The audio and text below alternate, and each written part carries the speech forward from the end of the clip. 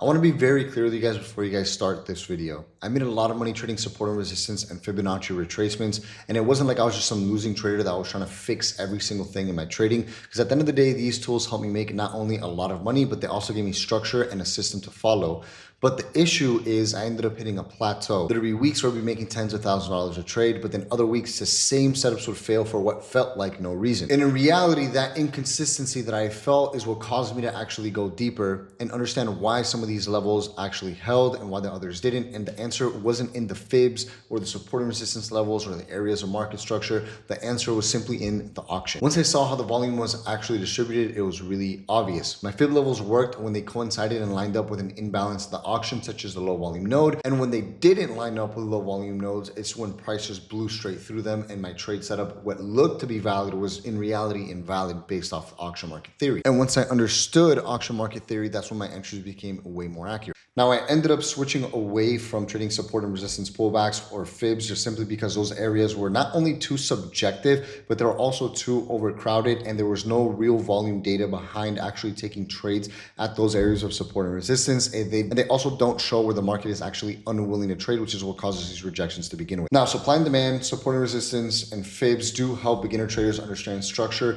but they don't tell you why the price bounced there. And the low volume nodes give you the reason. So now, before actually going over the setup, I need you guys to understand one thing about auction market theory. Markets are constantly trying to seek areas of value or heavy volume where there's acceptance and both the buyers and sellers are happy to actually participate and do business inside of that area. And the markets are constantly seeking inefficiency or areas of light volume and rejection. So the one thing I need you guys to understand is we have high volume nodes inside of the markets, or these are areas where the market is again auctioning very well and efficiently, where we see a lot of business being done, meaning that there's a lot of buying and selling happening inside of these markets. And then we have low volume nodes where there is an inefficiency in volume and transacting in these areas.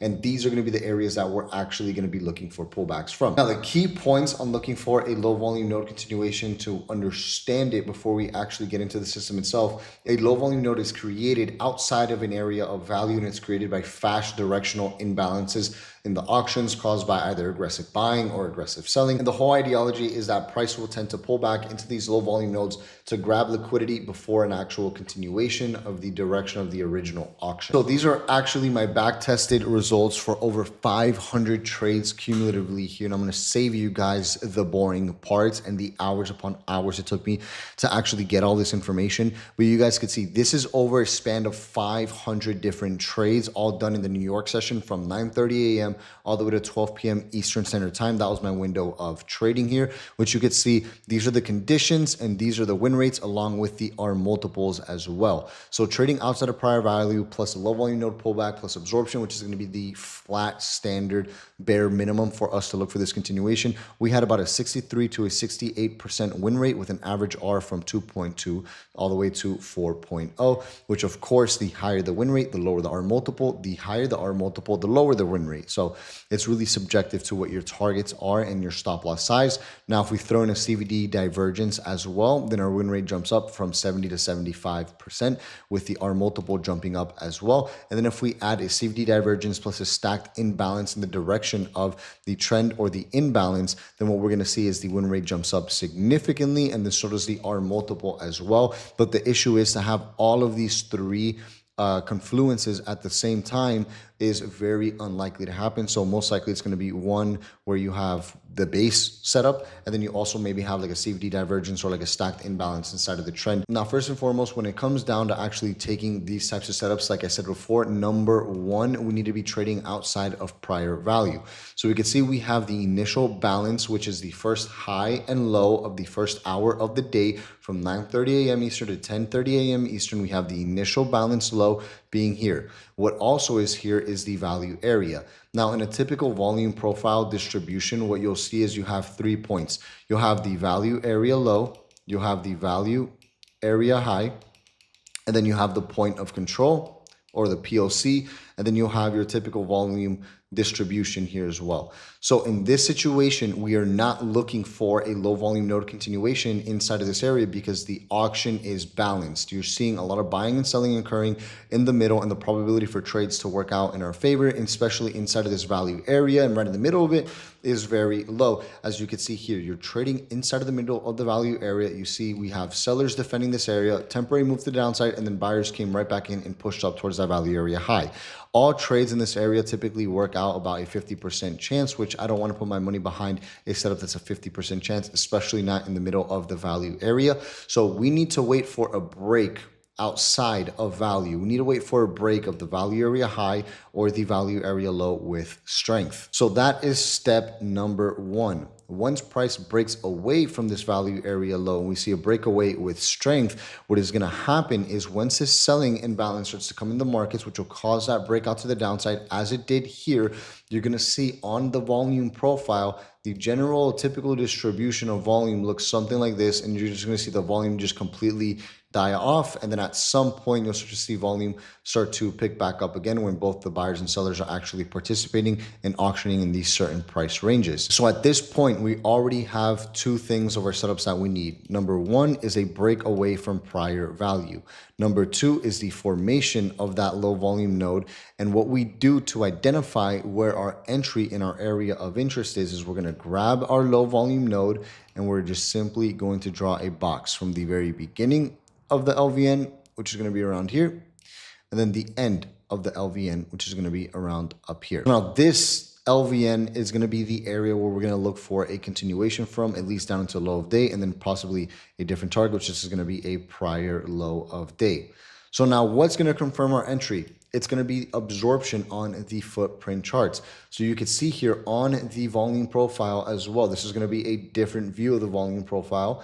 You can see the LVN pushes all the way up into these 12s, and then we also have it in these 08s over here. So what we're going to be looking for is absorption on the footprint charts, which you could see as we pushed up into the LVN. At this point, we're starting to see the buyers get absorbed a little bit here, but I'm not a fan of taking a trade at the very edge of that low volume node. What I need to wait for is for price to really push into the low volume node at least by 25%, and then see that absorption and that rejection, which we can use other tools such as the heat map here, which now we could see even better at 6808.5. We have the LVN start. At 6812, we have the LVN finish. So inside of this range on the heat map is where we're going to be looking to take these shorts from this situation. You can see here, these green bubbles represent aggressive buying, red bubbles represent aggressive selling. So as we start to see the buyers push up into this LVN right here, we can see that the buyers immediately get absorbed.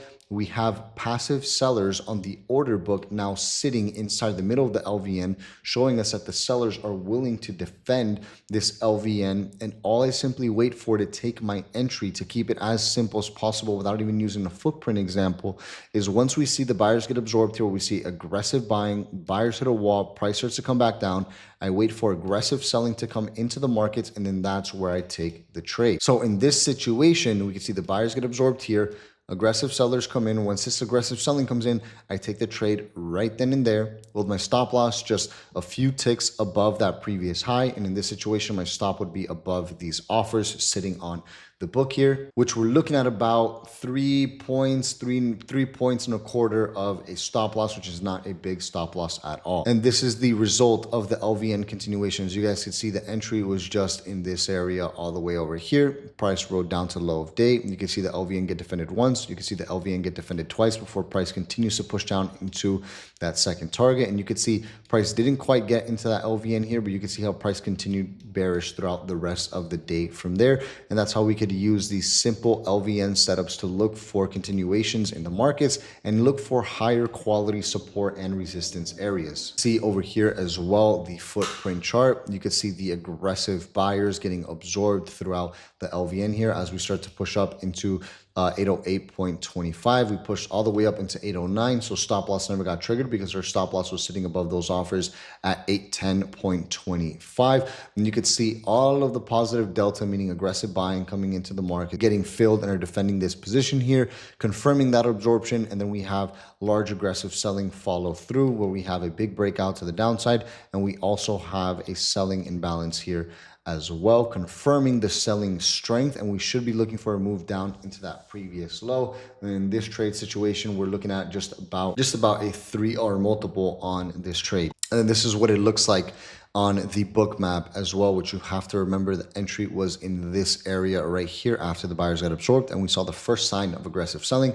Stops were up here, and then price came all the way down here and hit the low of day target, and then we continued further after that, and you can see how aggressive the sellers started getting as well after we ended up reclaiming beneath the LV. So I hope you guys enjoyed this video and got to learn a little bit more about order flow and why I've implemented order flow very heavily into my trading over the last few years. And I didn't reinvent my strategy. I just simply optimized it. I kept everything that already worked for me, which is momentum, structure, timing, and then added the final pieces to actually optimize my strategy, which is also a part of the LVN continuation model. Now, if you want to see how I actually execute this on a day-to-day basis and you want to dive deeper into order flow, you can click that very first link down in the description, and we'll see you inside.